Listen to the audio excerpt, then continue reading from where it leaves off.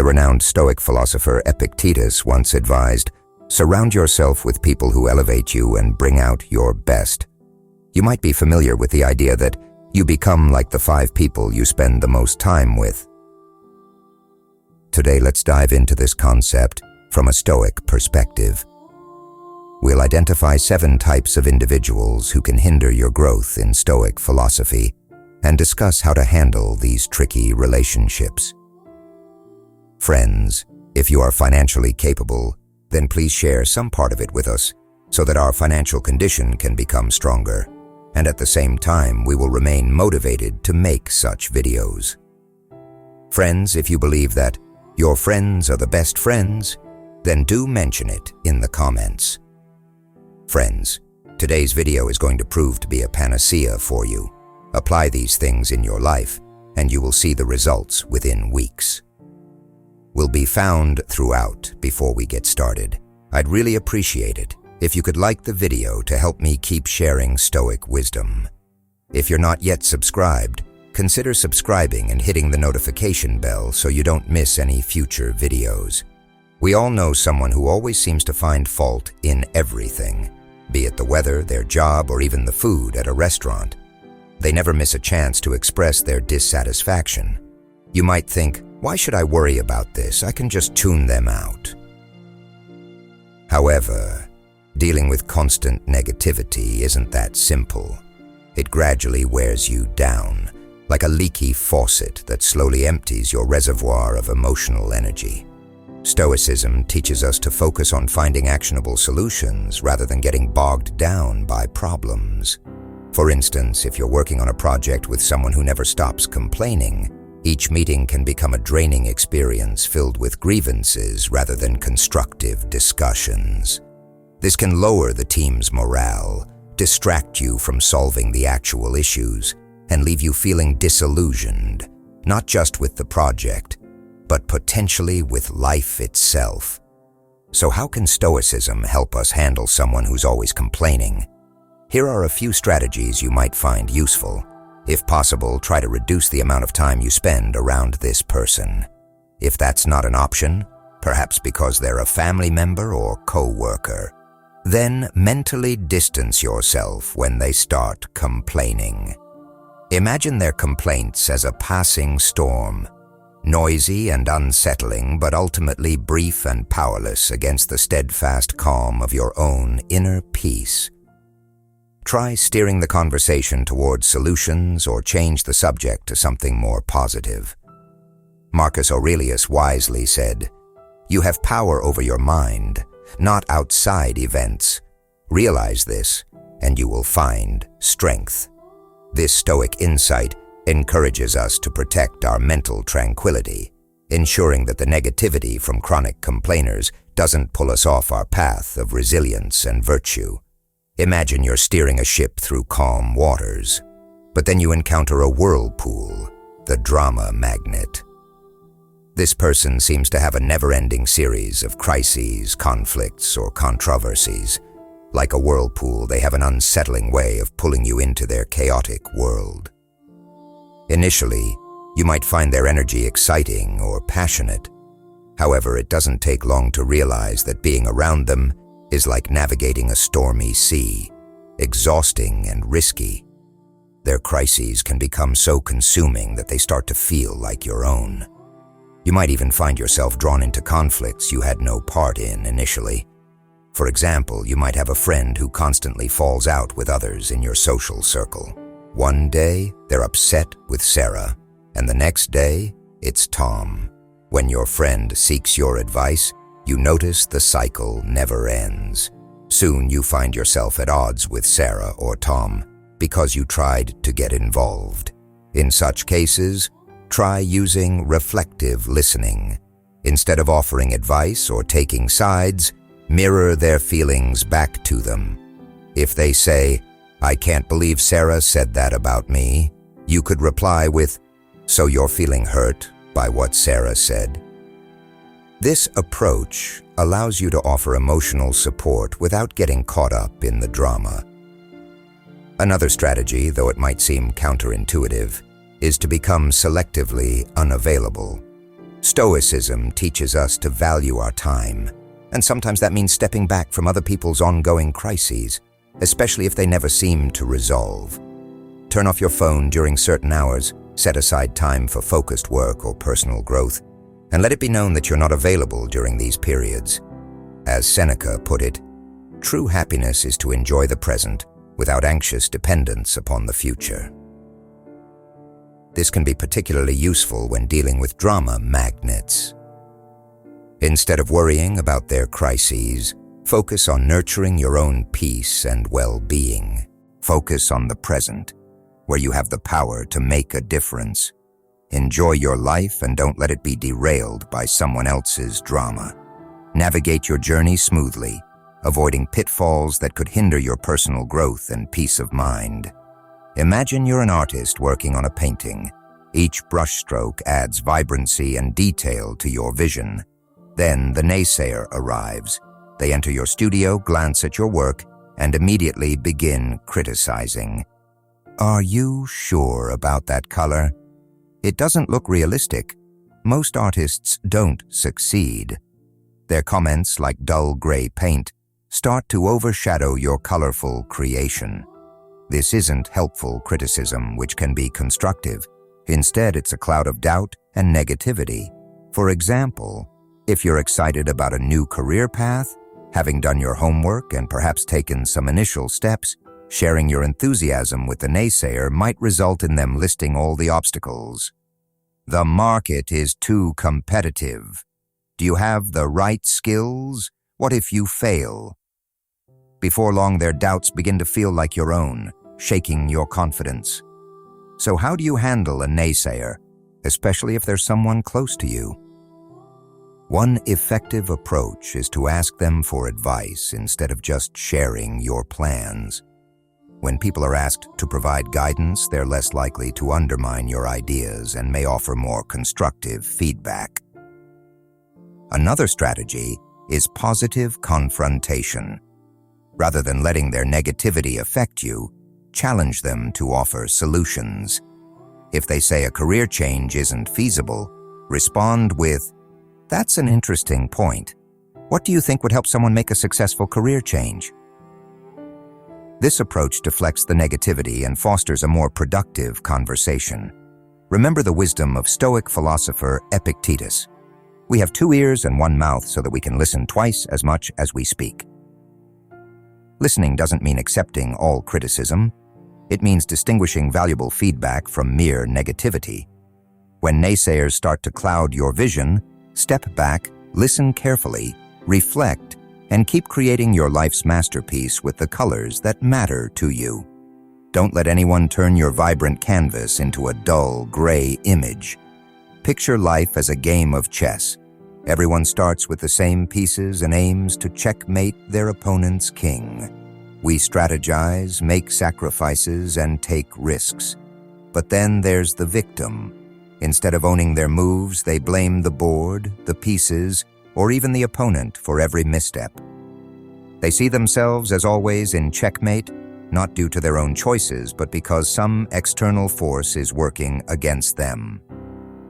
Their story is a constant struggle, where they are the unfortunate hero. I can't get ahead at work because my boss doesn't like me. Or, I can't get fit because of my genetics. While it's true that some people face real challenges and systemic issues, the victim we're talking about uses their situation as a perpetual excuse, never taking responsibility for their actions or inactions. You might find yourself caught up in their story, often playing the role of the rescuer. Imagine you've spent endless hours listening to a friend blame their failed relationships entirely on their exes. This not only drains your time, but might also subtly influence you to adopt a similar victim mindset in your own life. So how do you handle a victim? It might be tempting to step in as their savior, offering endless advice and support. However, Stoics would advise against this. They'd suggest setting clear boundaries to safeguard your own well-being. Practice compassionate detachment. Be empathetic and kind. but don't try to solve their problems for them.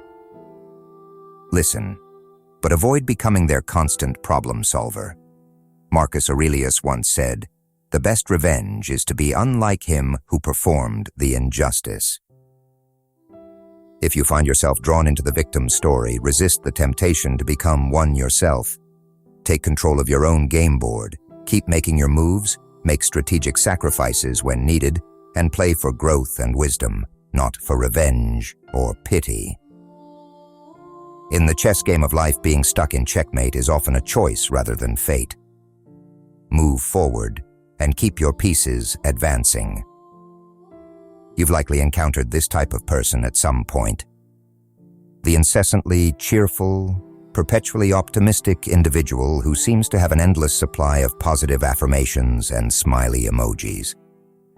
They're the ones who, when you're grappling with a significant life challenge, respond with a barrage of upbeat platitudes urging you to just stay positive or look on the bright side, despite the gravity of your situation.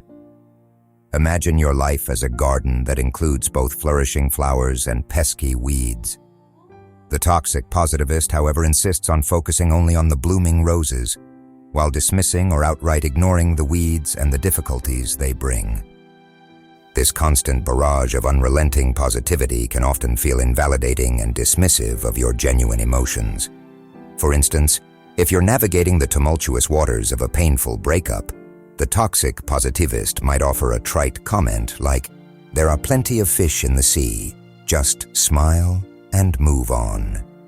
While this sentiment is intended to uplift, it can actually be a form of emotional avoidance, one that overlooks the nuanced and complex nature of real-life emotions and personal challenges.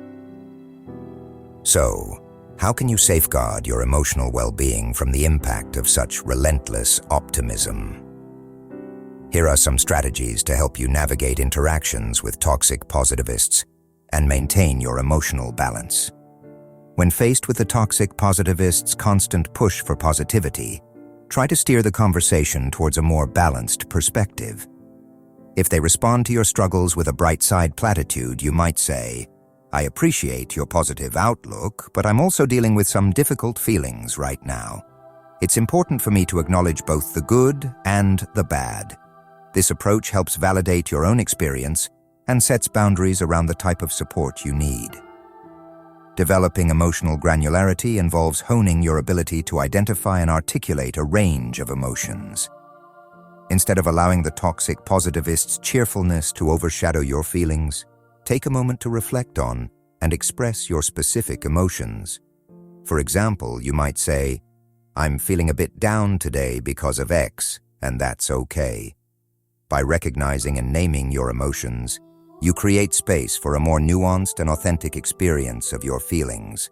It's important to recognize that experiencing a range of emotions is a natural part of life. Instead of striving for a constant state of happiness, allow yourself to feel and process all emotions, whether positive or negative. Embrace the complexity of your emotional landscape and understand that it's okay to experience both joy and sorrow. This balanced approach can help you build resilience and foster a deeper sense of self-awareness. Drawing from Stoic philosophy can offer valuable insights into managing your emotions. The Stoic philosopher Seneca wisely stated, "True happiness is to understand our duties toward God and man, to enjoy the present without anxious dependence upon the future." This perspective emphasizes the importance of finding contentment in the present moment while maintaining a sense of duty and responsibility. It's not about fixating solely on positive or negative aspects, but rather embracing the full spectrum of life's experiences with equanimity. Self-compassion involves treating yourself with the same kindness and understanding that you would offer to a friend in similar circumstances. When faced with a toxic positivist's unrealistic optimism, remind yourself that it's okay to experience and express a range of emotions. Allow yourself the space to feel, reflect, and heal without judgment. Practicing self-compassion can help you maintain emotional balance and foster a healthier relationship with your own feelings. Imagine your life is an elaborate movie script, with you as the lead character. You envision a narrative filled with exciting plot twists, supportive allies, and a fulfilling resolution. However, lurking in the background is the manipulator, akin to a covert producer who subtly alters your script without your knowledge. Before you know it, your story has veered in an unforeseen direction, influenced by their hidden agenda. Manipulators are adept at using emotional and psychological tactics to steer you toward their desired outcome. Their methods often include flattery, guilt-tripping, and deceit. Picture a scenario where a friend repeatedly convinces you to cover the cost of dinner by saying something like, "I've been having a rough month and you're so successful. It wouldn't make a difference to you, but it would really brighten my day." Initially, their appeal may seem heartfelt, but over time you might notice that your generosity has been exploited. Confronting them can be awkward because they've framed their requests as innocent needs rather than manipulative demands.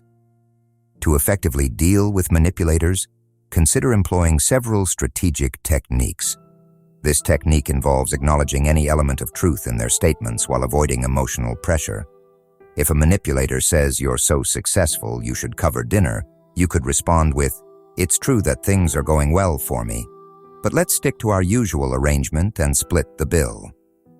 Fogging helps in deflecting their emotional appeal without directly confronting them. Establishing clear and firm boundaries is crucial. If a manipulator requests money or additional tasks, assert your limits unequivocally. For example, you might say, "I'm unable to lend you money right now, but I can offer support in other ways." Consistently maintaining these boundaries prevents them from overstepping and keeps your interactions fair and respectful. Practice assertively saying no when you feel uncomfortable. Maintain a calm tone and deliver a clear message. For instance, if asked for an unreasonable favor, you might say, "I can't take on this additional responsibility, but I'm here to listen if you need to talk." This approach establishes your limits while preserving the integrity of your relationship. Drawing inspiration from Stoic philosophy, understand that while you cannot control external events or people's behavior, you can control your reactions. Manipulators often exploit predictable responses like kindness or guilt. By consciously choosing how you respond, you regain control over your life's narrative. Remember, you are the author of your script. By responding differently to manipulation, you assert your autonomy and preserve your storyline. Regularly reflect on your interactions with others. Ask yourself if you're being swayed by manipulative tactics, and if your own values are being compromised. Self-awareness helps you identify patterns of manipulation and reinforces your resolve to maintain integrity in your decisions. Sometimes dealing with manipulators can be draining. Don't hesitate to seek support from trusted friends or mentors who can offer perspective and advice.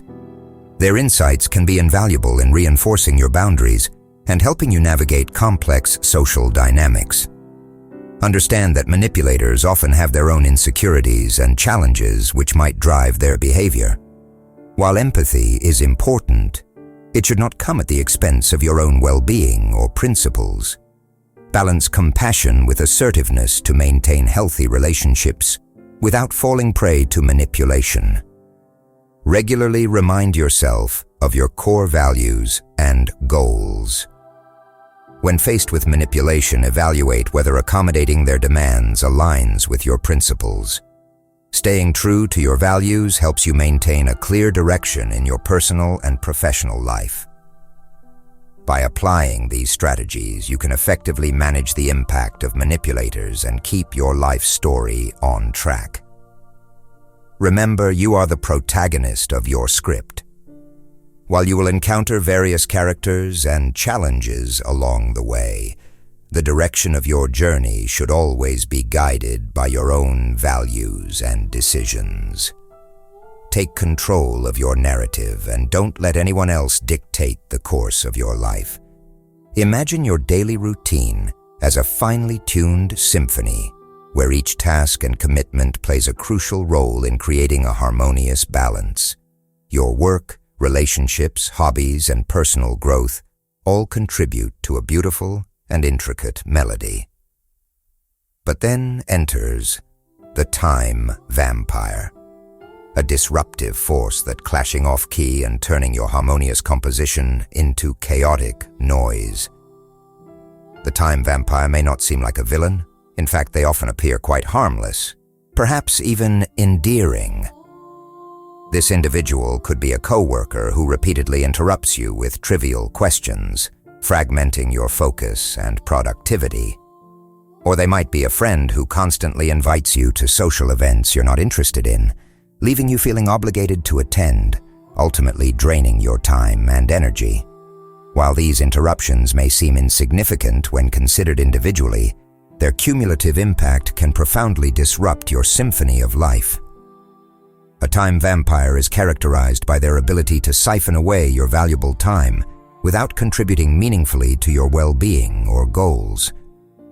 These individuals often make demands on your time that seem small, but accumulate into a significant drain on your resources.